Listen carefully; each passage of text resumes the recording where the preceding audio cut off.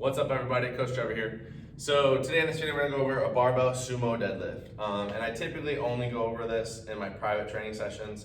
I don't do this in a class setting just because it requires a lot of hip mobility just to even get into the position. And then me, myself, my hips are pretty mobile and I don't even think I can reach like the standard position for the sumo deadlift, okay? So in an ideal situation, you want a wide base on these, okay? So much wider. So hybrid was here, right? Hybrid's here, conventional is here. So our base is getting wider and wider on this.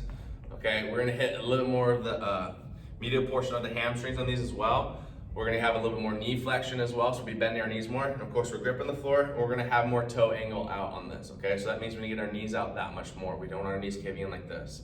Also, as we're doing, like we're driving our knees out, we're opening up our hips more. This is also less forces and less issues on the lower back, okay? So it means our torso will be more upright and less hingy, okay? So on this, same thing, going through our sequence. Bars close to the shins.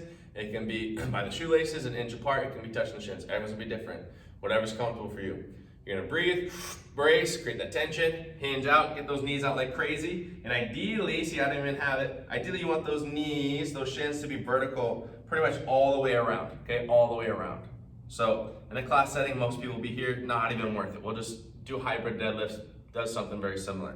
So on this, abs are nice and tight, breathe and brace, lats on, stand tall, squeeze the glutes. Again, hinge, boom, breathe, brace, stand tall, squeeze the glutes. Okay, and the nice thing, like I said before, is less actual shearing force on your spine, on your lower back.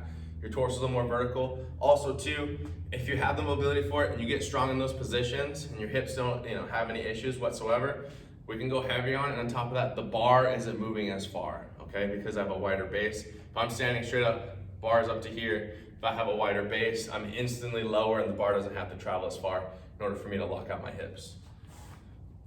So keep that in mind. It's a variation we do very rarely. I would keep it more for private training sessions and if it calls for it, if it's appropriate for the client.